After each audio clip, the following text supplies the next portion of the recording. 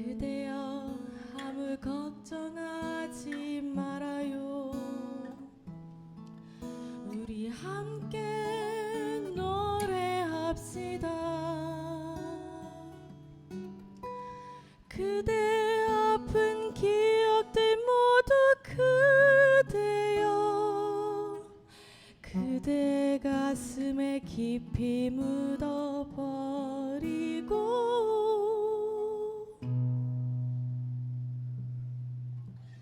지나간 것은 지나간 대로 그런 의미가 있죠.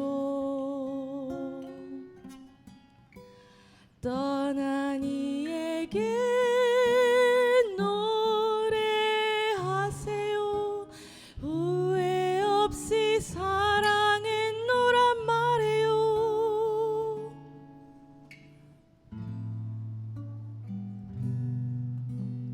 그대는 너무 힘든 일이 많았죠. 새로움을 잃어버렸죠. 그대 슬픈 얘기들 모두 그대여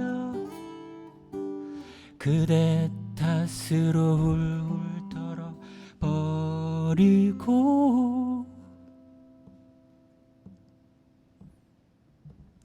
지나간 것은 지나간 대로 그런 의미가 있죠. 우리 다 함께 노래합시다. 후회 없이 꿈 꿨단 말이에요.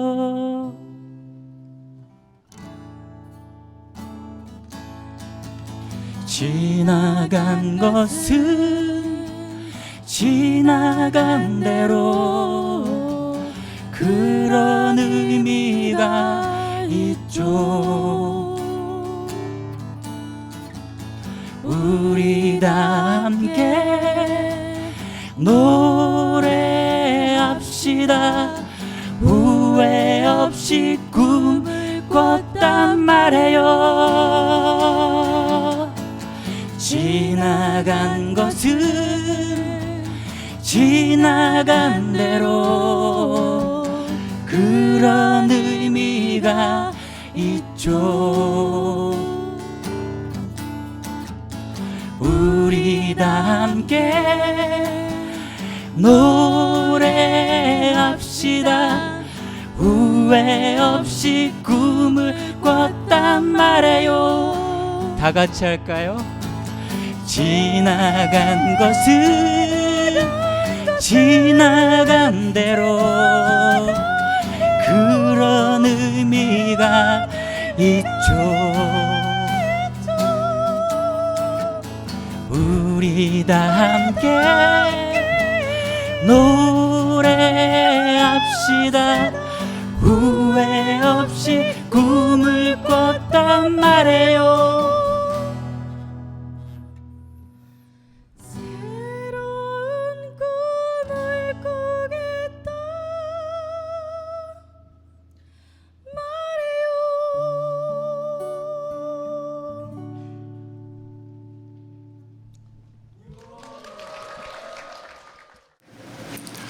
제가 또 좋아하는 그런 그 음악가의 노래이기도 하지만 또 이렇게 들으니까 또 원곡보다 또 더 마음에 와닿게 다가오는 그런 면도 있는 것 같습니다. 특히 우리 재욱 형제가 그대는 정말 힘든 일이 많았죠 라고 이야기하는데 제 눈에 눈물이 핑 도는 것을 경험했습니다. 지금 힘들다는 얘기는 아니고요. 네. 노래 한 곡이 뭐라고 이렇게 우리의 마음을 따뜻하게 해주는 걸까요?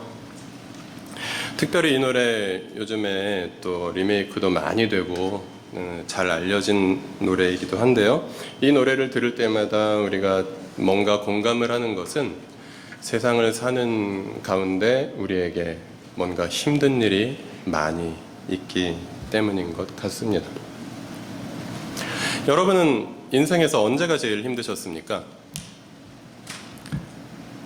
어떤 분은 지금이라고 말하실 분도 있으실 것입니다.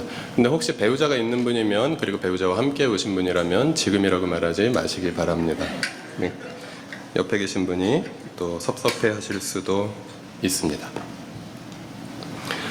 저는 제일 힘들었던 시기가 22살 때부터 24살 때였습니다. 잠시 그림 한번 제가 지금 나이에 딱 절반이던 시절에 24살 때 그 사진인데요. 예. 그때 여러 가지 힘든 일들이 있었고, 그 힘든 일들이 마무리되어 가던 그 24살 때쯤에 제가 국가의 배려로 아프리카에서 군복무를 하게 된 시절이 있었습니다. 저 사진은 아프리카에서 찍은 사진이고, 아프리카의 어느 좌판에서 우연히 반갑게 만난 국산 싸구려 필름 카메라로 찍은 사진입니다. 그리고 혹자는 다리가 길어 보인다고 하지만 착시 효과입니다. 예. 인물 사진에서 대각선 구도로 사진을 찍을 때 다리는 길어 보이게 되어 있고요. 저는 다리보다는 허리가 긴 그 종류의 사람입니다. 네, 민망하니까 이제 그만. 네. 이 그림을 제가 보여드린 이유는 그냥 제가 예전에 예뻤다 뭐 그런 이야기를 하고자 하는 것이 아니라, 그 제가 있었던 나라에서 경험했던 약육강식의 시스템에 대해서 여러분과 함께 나누기 위해서입니다. 부대 바깥을 나가보면 늘 만나는 사람들은, 남자들은 담배를 피우고 그냥 앉아서 담소를 나누고 있었고, 여자들은 무언가 열심히 일을 하고 있었습니다.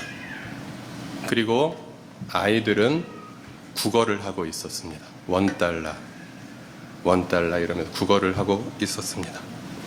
그런데 그 아픈 나라가 아직까지도 무언가 문제들이 해결되지 않아서, 남자들이 담배를 피우던 손에 총을 들고 있고, 여자들이 호미를 잡던 손에 총을 들고 있고, 아이들이 국어를 하던 손에 총을 들고 있는 나라로 지금까지 존재하고 있는 그 고통스러운 모습 속에서, 정말 문제가 해결되지 않고 그리고 평화가 깨어진 곳에 고통이 얼마나 심각한 것인가를 저는 그 나라를 볼 때마다, 그 나라의 소식을 들을 때마다 무언가 빚진 자의 심정으로 듣고 그렇게 살아가고 있습니다. 제 아내는 늘 언젠가 소말리아로 저를 보내겠다라고 그렇게 이야기를 하곤 합니다만은, 아직은 여행 금지 구역이라서 갈 수가 없는 것이 어쩌면 다행이긴 한데요. 뭐 그렇습니다. 그러나 생각해보면 소말리아만 약육강식이 작동하고, 그리고 그런 나라 애들만 약자인 여자와 아이들이 몇 배의 더 큰 고통을 당하고 있는가 생각해보면 그렇지 않다는 생각도 듭니다. 우리가 살고 있는 제가 24살 때 가봤던 그 나라뿐만 아니라, 제가 48살에 지금 살고 있는 이 나라의 모습은 어떻습니까? 남자들은 과로를 하고 있고요, 여자들은 과로와 가사로 내몰리며, 결혼을 하지 않고 있는 여자들은 저출산 문제의 원인으로 지목되어서 다양한 창의적인 대책들이 막 개발되고 막 지도를 만들기도 하고 그러고 있습니다. 아이들은 어떻습니까? 아이들은 꿈을 잃어버린 아이들이 많이 있고, 그리고 부모의 능력에 따라서 이미 그들의 미래가 결정되어 있는 그런 나라가 우리 대한민국입니다. 뭐 제가 너무 부정적인 면만을 말씀드렸는지는 모르겠습니다. 왜냐하면 적어도 우리나라에는 아직까지 총알이 빗발치면서 옆을 날아다니고 있지는 않기 때문입니다마는 미국의 트럼프 대통령 당선 이후에 우리나라도 결코 지금까지와 같이 안전하고 평화롭지만은 않을 수도 있다라는 염려까지 드는 것이 현실입니다. 세상은 약육강식의 원리가 작동합니다. 그것은 하나님을 떠난 세상의 전형적인 작동 원리입니다. 창세기 4장 8절 같이 읽어볼까요? 가인이 아우 아벨에게 말하였다. 우리 들로 나가자. 그들이 들에 있을 때에 가인이 그의 아우 아벨을 쳐 죽였다. 네. 창세기 3장에서 아담과 하와가 하나님을 배반했다는 이야기, 그래서 에덴을 잃어버렸다라는 이야기, 낙원으로부터 추방당했다는 이야기는 여러분께서 많이 들어보셨을 것입니다. 그 결과로 나타난 사건 중에서 가장 첫 번째 사건이 아담과 하와의 두 자식, 형제들 가운데 일어난 살인사건이었습니다. 형제가 형제를 사랑하지 아니하고 힘이 센 자가 힘이 약한 자를 죽일 수 있는 세상이 되어버렸다는 것이 성경의 가장 처음 몇 장에서 벌써 이야기하고 있는 이 약육강식의 세상을 극명하게 보여주고 있는 모습입니다. 그래서 그 약육강식의 세상에서는 뭔가 윤리나 도덕이나 법이나 이런 것들이 작동하지 않습니다. 그래서 성경은 그런 세상을 무법천지가 되었다라고 이야기합니다. 창세기 6장 말씀 같이 한번 읽어보실까요? 하나님이 보시니 세상이 썩었고 무법천지가 되어 있었다. 하나님이 땅을 보시니 썩어 있었다. 살과 피를 지니고 땅 위에서 사는 모든 사람들의 삶이 속속들이 썩어 있었다. 하나님이 노아에게 말씀하셨다. 땅은 사람들 때문에 무법천지가 되었고 그 끝날이 이르렀으니 내가 반드시 사람과 땅을 함께 멸하겠다. 이것이 성경이 세상을 보는 관점입니다. 힘이 지배하는 세상, 돈이 지배하는 세상, 돈이 있든지 힘이 있든지 둘 중에 하나는 있어야 하는 세상, 그래야 생존이 보장되는 세상, 그런 세상 속에서 살아가고 있는 사람들은 그가 아프리카 동쪽의 어느 나라에 있든지 그가 아시아 동쪽의 어느 나라에 있든지 생존 자체가 힘들 수밖에 없는 사람들이라고 성경은 말하고 있습니다. 우리가 기독교에서 말하는 이야기 중에서 예수천당, 불신지옥 이런 이야기 많이 들어보셨을 텐데요. 그것은 맞는 말이지만 맞는 말이 아닐 수도 있습니다. 여러분께 질문을 드리고 싶습니다.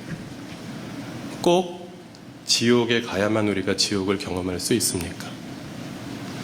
사랑하지 않으면서 살아갈 때, 그리고 정말 고통 속에서 살아갈 때 우리는 늘 지옥을 경험하지 않습니까? 성경도 이미 그것을 말하고 있습니다. 에베소서 2장 1절부터 3절까지 같이 읽어보실까요? 여러분도 전에는 허물과 죄로 죽었던 사람들입니다. 그때 여러분은 허물과 죄 가운데서 이 세상의 풍조를 따라 살고 공중의 권세를 잡은 통치자, 곧 지금 불순종의 자식들 가운데서 작용하는 영을 따라 살았습니다. 우리도 모두 전에는 그들 가운데서 육신의 정욕대로 살고 육신과 마음이 원하는 대로 행했으며 나머지 사람들과 마찬가지로 날 때부터 진노의 자식이었습니다. 요한복음 3장 말씀 같이 읽어볼까요? 아버지께서 아들을 세상에 보내신 것은 세상을 심판하시려는 것이 아니라 아들을 통하여 세상을 구원하시려는 것이다. 아들을 믿는 사람은 심판을 받지 않는다. 그러나 믿지 않는 사람은 이미 심판을 받았다. 그것은 하나님의 독생자의 이름을 믿지 않았기 때문입니다. 심판을 받았다고 하는 것은 빛이 세상에 들어왔지만 사람들이 자기의 행위가 악함으로 빛보다 어둠을 더 좋아하였다는 것을 뜻한다. 아멘. 네, 성경에서 굉장히 많은 부분에서 이야기하는 것은 나중에 죽으면 지옥에 갈 것이다. 그러니 미리 예수를 믿어두어라라고 이야기하는 것이 아니라 이 세상에 인간으로 존재하는 모든 사람들은 이 약육강식의 세상에서 무법천지가 된 세상에서 인간으로 존재하는 모든 사람들은 이미 하나님의 진노에 의해서 심판을 받은 사람들이다 라고 성경은 말하고 있습니다. 요한복음에서도 그리고 바울이 쓴 에베소서에서도 그렇게 말하고 있습니다. 이 세상의 모든 인류는 진노의 자식들이며 그래서 고통 가운데 살아갈 수밖에 없으며 그들은 물론 나중에 심판을 받을 것이 예정되어 있지만 지금도 이미 심판을 경험하고 있는 사람들이라고 요한복음은 분명히 말하고 있습니다. 네. 그런 이미 심판받은 세상 속에서 고통을 경험할 수밖에 없고 그리고 힘과 돈이 없으면 생존조차 보장되지 않는 이 세상 속에서 사람들은 어떻게 살아갑니까? 그것을 네 글자로 이야기하면 각자도생이라고 말할 수 있을 것입니다. 각자도생은 굉장히 이기적이고 비열한 사람들이 선택하는 삶의 방식이 아닙니다.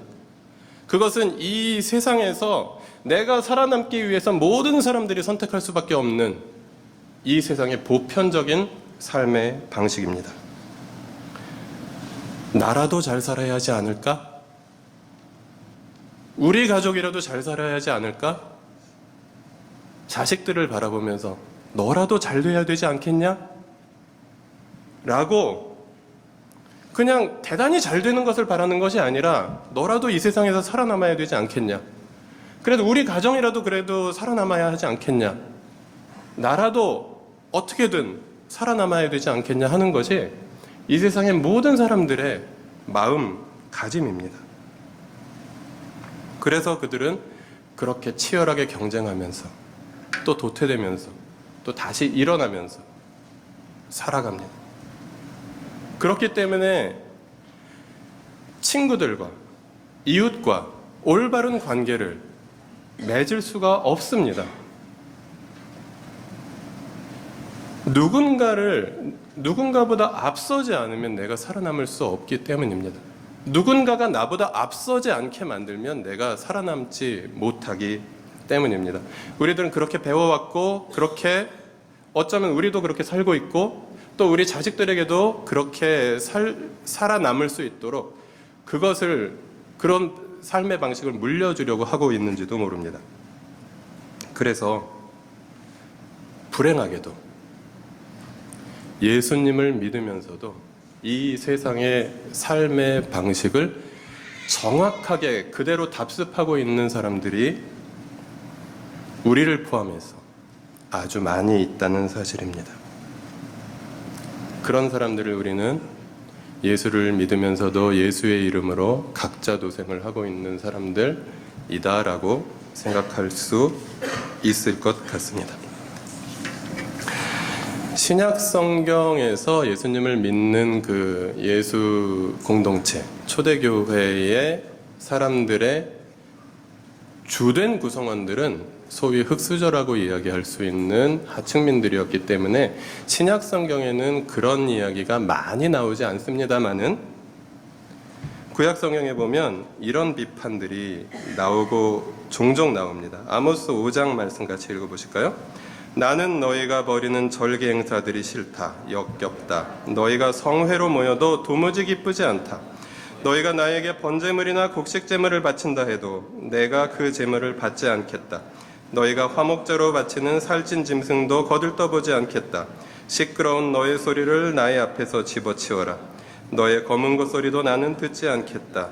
너희는 다만 공의가 물처럼 흐르게 하고 정의가 마르지 않는 강처럼 흐르게 하여라. 이스라엘 백성들은 하나님을 믿는 사람들이었습니다. 그리고 율법에 의해서 정확하게 예배를 정성껏 드리는 사람들이었습니다. 그런데 하나님께서는 그렇게 정성껏 제대로 예배를 드리고 있는 하나님의 백성들에게 이렇게 말씀하십니다.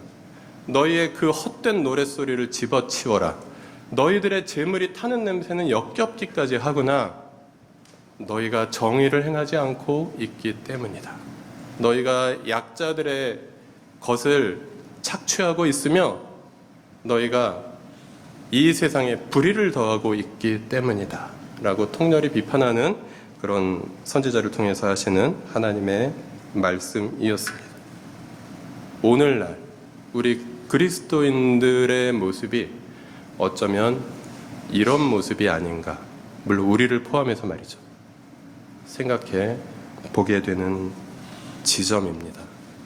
우리가 예수님을 믿지만, 그리고 우리가 뭐 대단히 누군가를 억누를 수 있는, 착취할 수 있는 위치에 있진 않지만, 그래도 약자들을 외면하면서, 그래도 나라도 조금이라도 살아남기 위해서 발버둥 치면서 그냥 이 경쟁 사회 속에서 휩쓸려 살아가면서 각자 도생하고 있다면, 우리가 일주일에 한 번씩 교회 나와서 예배를 드리고 있지만 과연 하나님께서 우리의 이 예배를 과연 향기롭게 받으실까? 우리는 질문을 심각하게 던져보지 않을 수 없다는 사실입니다. 예수님은 우리를 구원하여 주실 때, 우리를 위해서 십자가에 달려 돌아가실 때, 우리가 이 약육강식의 각자 도생의 세상 속에서 우리가 각자 도생을 조금 더 잘할 수 있도록 힘을 주시기 위해서 우리를 구원해 주셨을까요? 이 세상 속에서 예수님께서 힘을 주십니다. 우리가 살아갈 힘을 주시고, 또 우리가 힘들 때 위로해 주시고, 그리고 거대한 세상에 맞설 수 있게 용기를 주십니다. 그러나 예수님은 각자 도생을 잘할 수 있도록 도와주시는 분 그 이상이시라는 사실을 우리는 기억해야 합니다. 마태복음 19장 말씀 같이 읽어보겠습니다. 예수께서 그에게 말씀하셨다. 내가 완전한 사람이 되려고 하면 가서 내 소유를 팔아서 가난한 사람에게 주어라. 그리하면 내가 하늘에서 보화를 차지하게 될 것이다. 그리고 와서 나를 따라라. 그러나 그 젊은이는 이 말씀을 듣고 근심을 하면서 떠나갔다. 그에게는 재산이 많았기 때문이다. 예수께서 제자들에게 말씀하셨다. 내가 진정으로 너희에게 말한다. 부자는 하늘나라에 들어가기가 어렵다. 우리가 싫어하는 말씀을 우리가 읽었습니다. 목사가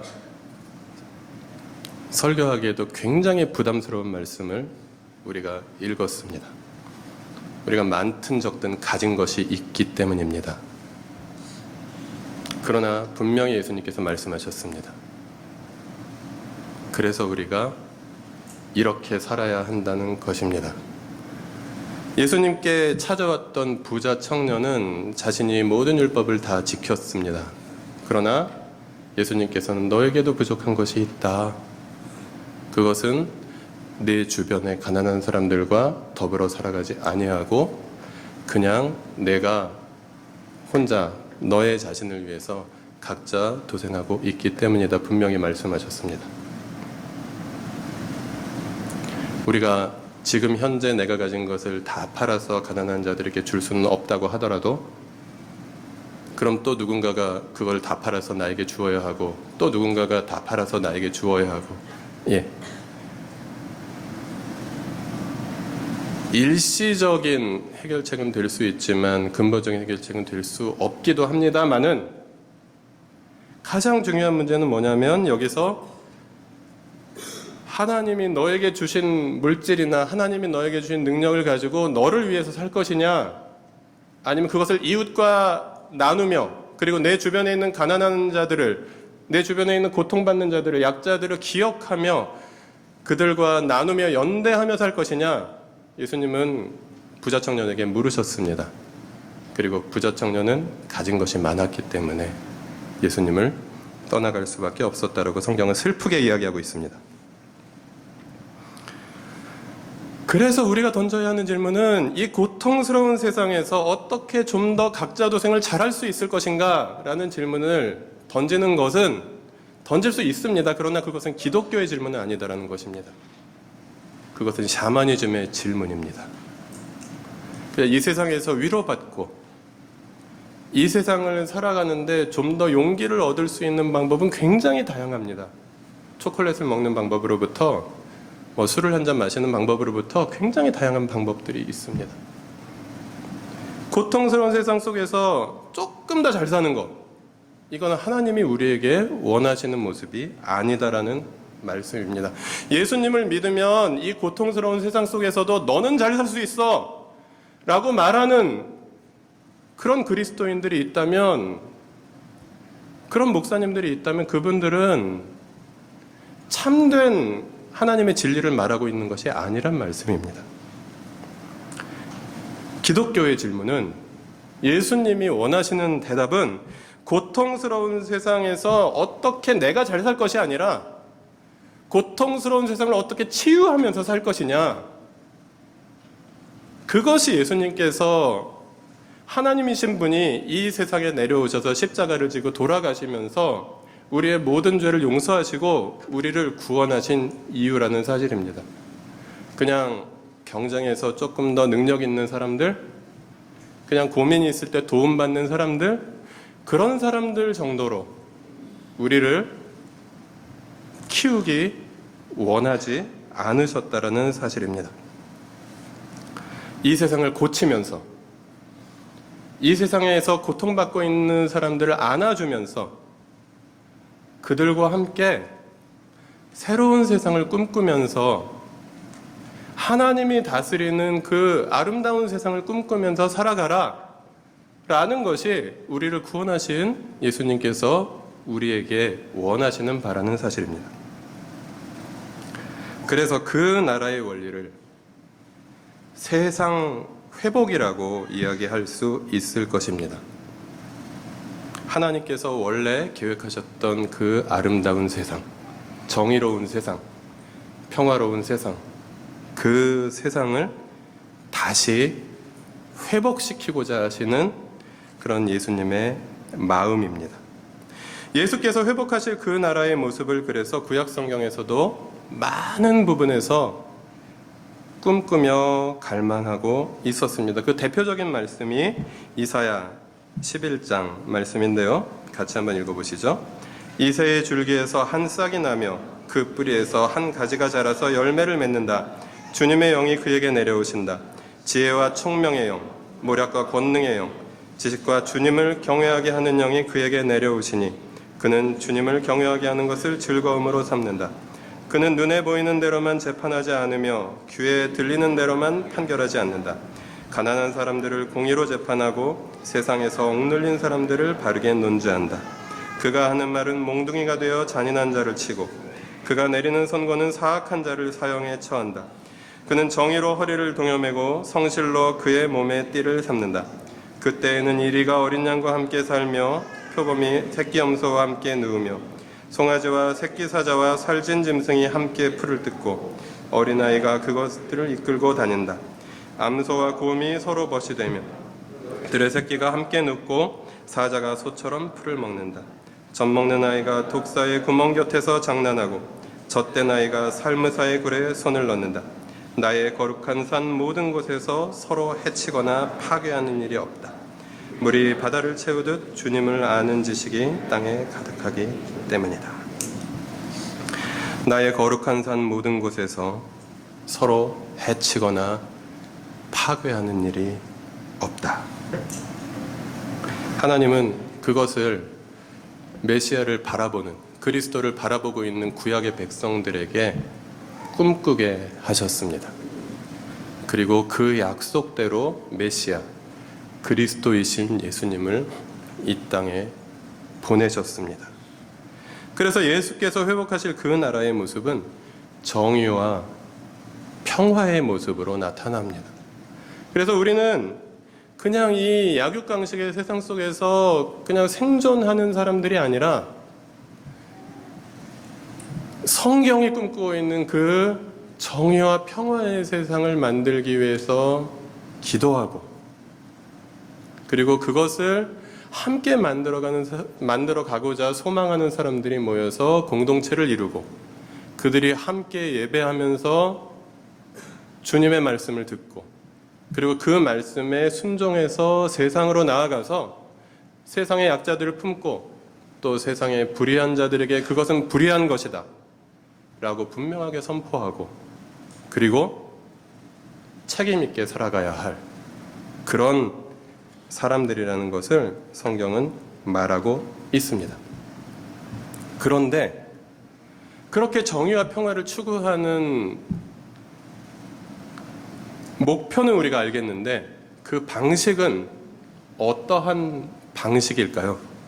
그것이 또 예수께서 보여주신 그 나라의 통치 원리에 잘 나타나 있습니다. 그 구약의 이사야 선지자가 그렇게 소망하면서 바라보았던 메시아 그리스도, 정의와 평화를 실현하실 참된 왕의 모습은 어떠했는지 한번 살펴볼까요? 이사야 53장 말씀입니다. 그는 실로 우리가 받아야 할 고통을 대신 받고 우리가 겪어야 할 슬픔을 대신 겪었다. 그러나 우리는 징벌을 받아서 하나님에게 맞으며 고난을 받는다고 생각하였다. 그러나 그가 찔린 것은 우리의 허물 때문이고 그가 상처를 받은 것은 우리의 악함 때문이다. 그가 징계를 받음으로써 우리가 평화를 누리고 그가 매를 맞음으로써 우리의 병이 나았다. 이어서 빌립보서 2장 말씀 같이 읽어보겠습니다. 여러분 안에 이 마음을 품으십시오. 그것은 곧 그리스도 예수의 마음이기도 합니다. 그는 하나님의 모습을 지니셨으나 하나님과 동등함을 당연하게 생각하지 않으시고 오히려 자기를 비워서 종의 모습을 취하시고 사람과 같이 되셨습니다. 그는 사람의 모양으로 나타나셔서 자기를 낮추시고 죽기까지 순종하셨으니 곧 십자가에 죽기까지 하셨습니다. 네. 예수께서 이루실 나라는 정의와 평화의 나라입니다. 그런데 예수께서 그 나라를 이루시는 방법은 사랑과 섬김이었습니다. 대신 매를 맞으심으로, 대신 병에 걸리심으로, 대신 십자가에 달리심으로. 그래서 어떤 권위를 가지고 어떤 물리적인 힘을 가지고 사람들을 많이 모아서 그 폭력을 가지고 무엇인가를 이루려 하지 않으셨습니다. 온 세상의 주인께서 그냥 잡혀서 죽으시는 방식으로 그 나라를 시작하셨습니다. 그래서 우리가 꿈꾸는 나라는 정의와 평화의 나라이며 우리가 그 나라를 세워가는 방법은 예수께서 보여주신 바와 같이 사람과 섬김의 방식으로 우리는 그 세상을 이루어 가고자 합니다. 그래서 우리가 꿈꾸는 나라는 이 세상과 같지 아니하며 주님께서 우리에게 주시는 정의와 평화도 이 세상과 같지 아니하다고 성경은 여러 곳에서 우리에게 말씀하고 있습니다.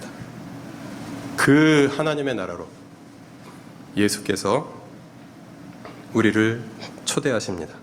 마가복음 1장 15절 읽겠습니다. 때가 찼다. 하나님의 나라가 가까이 왔다. 회개하여라. 복음을 믿어라. 교회를 좀 다녀보신 분들은 회개를 많이 해보셨을 것입니다.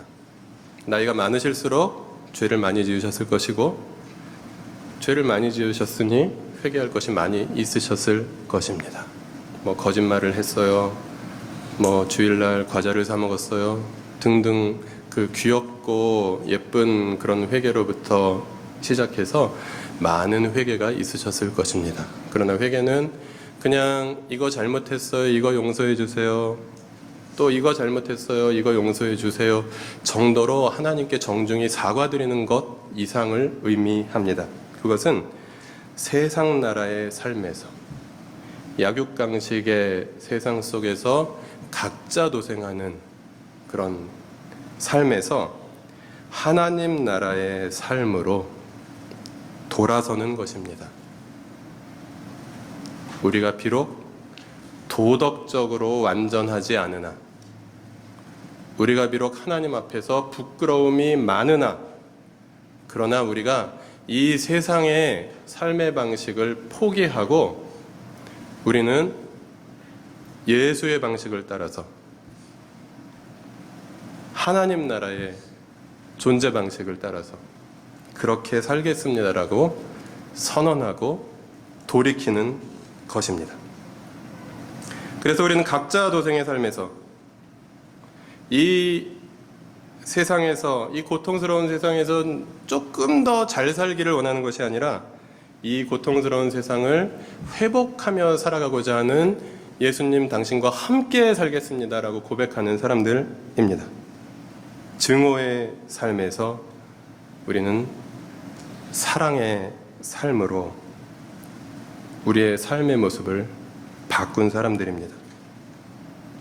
더 이상 치열한 경쟁의 삶 속에서 머물러 있지 아니하고 연대하며 살겠다고 우리는 회개한 사람들입니다. 서로가 서로를 차별하는 삶에서 평등한 삶을 살겠다고 그렇게 회개한 사람들입니다. 우리의 회개는 지배하는 삶에서 섬기는 삶으로 전환한 것을 의미합니다. 우리의 회개는 나에게 해코지한 사람들을 보복하는 삶에서 용서하는 삶을 살겠다고 선택한 것입니다. 우리는 이 세상에서 생존의 가능성을 보다 높이기 위해서 보다 높은 자리로 올라가는 것을 꿈꾸는 삶에서 낮아지겠습니다. 낮은 곳으로 가겠습니다라고 고백하며 기도하며 기꺼이 걸어가겠다고 주님 앞에서 결단하는 것이 바로 회개라는 말씀입니다. 이런 삶을 함께 살자고 예수께서는 우리를 초대하셨습니다. 그것이 지금 이미 예수님을 믿고 있는 여러분께서 여러분을 구원하신 목적이요, 여러분께 지금도 원하고 계신 바요, 그리고 교회의 문턱이나 신앙의 문턱에 계신 분들이 계시다면, 아, 예수는 그런 분이구나, 내가 예수를 믿는다고 해서 이 고통스러운 세상 속에서 각자 도생을 더 잘할 수 있는 것에 큰 도움은 별거 없겠구나 기억하시면서, 그러나 이 세상의 삶과는 전혀 다른 그런 성경이 이야기하고, 그리고 예수께서 보여주셨고 지난 2000년 동안 많은 사람들이 그 길을 뒤따라갔던 그 아름다운 나라, 그 정의와 평화의 나라의 삶을, 사랑과 섬김으로 세상을 회복하며 살아가는 삶을 시작하시자고, 저희가 그것을 아주 잘하고 있는 공동체는 아니지만 감히 지금 공동체의 문턱에, 또 기독교의 문턱에 서 있는 분들께도 감히 여러분을 초대하고 싶습니다. 2013년인가요? 설국열차라는 영화가 있었습니다. 혹시 못 보신 분 계세요? 네, 못 보신 분 한 분 계신데, 기독교인으로서 세상을 해석하기 위해서 꼭 볼만한 영화 중에 하나입니다. 그 한 분도 꼭 시간 되시면 보시기 바라고요.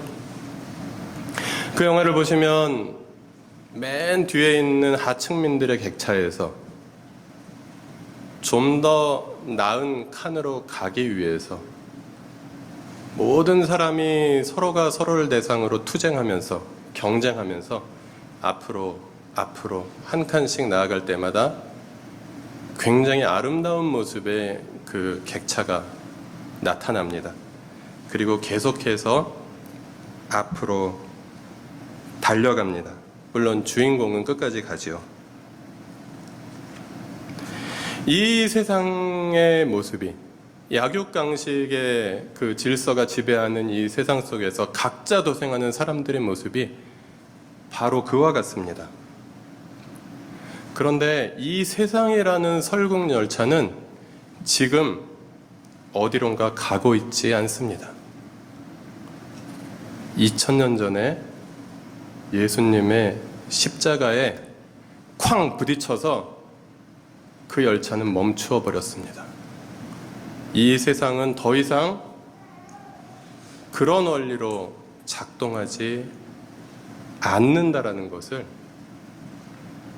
하나님께서 꿈꾸시고 예수님께서 세우기 원하시는 그 세상은 그런 원리로 작동되어서는 안 된다는 것을 예수님께서는 십자가에 달리셔서 분명히 보여주셨습니다. 많은 사람들이 그 열차에 아직도 남아있어서 그 열차 안에서 조금 더 나은 객실로 옮기려고 발버둥 치며 경쟁하고 있지만, 서로 미워하며 서로를 앞서려고 사람들을 밀어젖히고 있지만, 그러나 이미 멈춰버린 열차 속에서 그것은 굉장히 무의미한 일이라는 것입니다. 열차에서 내려서 십자가에 달리셔서 그 열차를 멈추신 예수님과 함께 새로운 세상을 꿈꾸자고 주님은 우리를 하나님의 나라로 초대하고 계십니다. 교회는 그래서 이 세상에서 좀 더 잘 살기 위해서 그것을 축복이라고 이야기하면서 기도하고, 그리고 그 사람들 다 잘 될 거라고 격려하는 그런 기관이 아니라 예수님과 함께 새로운 꿈을 꾸기 시작한 사람들의 공동체입니다. 때가 찼고 하나님 나라가 가까이 왔다. 회개하여라. 복음을 믿어라.